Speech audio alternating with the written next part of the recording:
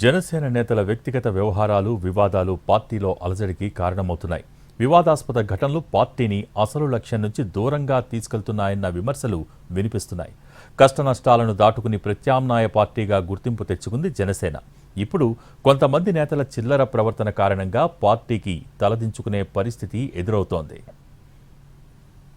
జనసేనకు చెందిన కొందరి నేతల డట్టి పనులు పార్టీపై ప్రభావం చూపిస్తున్నాయి. ప్రతిపక్షాలు మాత్రమే కాదు, సోషల్ మీడియాలో యాక్టివ్గా ఉండే సామాన్యులు కూడా ఘాటుగా స్పందిస్తున్నారు.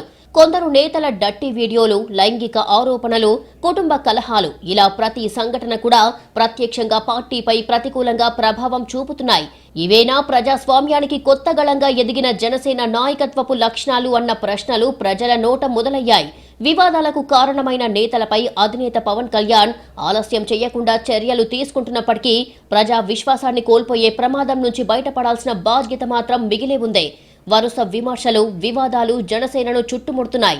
పవన్ కళ్యాణ్ నిజాయితీ, నిబద్ధతకు పెద్దపీట వేస్తూ పార్టీ పటిష్టానికి కృషి చేస్తుండగా కింది స్థాయిలో మాత్రం కొంతమంది నేతల డట్టి పనులు పార్టీకి మచ్చ తెస్తున్నాయి. ఇటీవల కొందరు జనసేన నేతలు మర్డర్ కేసులు, మోసం, వేధింపుల ఆరోపణలతో వార్తల్లో నిలుస్తున్నారు. ప్రేమ పేరుతో యువతిని మోసం చేశాడనో కేసులో కిరణ్ రాయల్, మైనర్ బాలికపై లైంగిక దాడి కేసులో కొరియోగ్రాఫర్ జానీ మాస్టర్ అరెస్టు కూడా అయ్యారు. మహిళా డాక్టర్పై వేధింపుల కేసులో మరో నేత సస్పెండ్ అయ్యారు. తాజాగా శ్రీకాళహస్తికి చెందిన car driver Srinivasulu alias Rayudu హత్య కేసులో శ్రీకాళహస్తి నియోజకవర్గ ఇన్ఛార్జ్ కోట వినుత, ఆమె భర్త చంద్రబాబును పోలీసులు అరెస్టు చేశారు.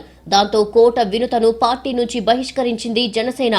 ఈ తరహా ప్రవర్తనపై జనసేన గతంలోనే ఇతర పార్టీలపై తీవ్రంగా విమర్శలు చేసింది. వైసీపీ నేతలు అంబటి రాంబాబు, గోరంట్ల మాధవ్, అవంతి శ్రీనివాస, అనంతబాబులపై మండిపడింది. ఇప్పుడు అవే విమర్శలు జనసేనపై వినిపిస్తున్నాయి. ప్రజల్లో నమ్మకాన్ని నిలబెట్టుకోవాలంటే నేతల ప్రవర్తన హుందాగా ఉండాలి.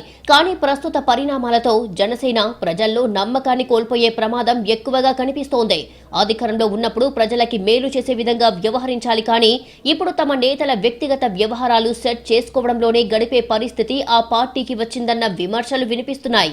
ఇది ఇలాగే కంటిన్యూ అయితే భవిష్యత్తులో పార్టీకి డ్యామేజీ తప్పదనే విశ్లేషణలు వినిపిస్తున్నాయి.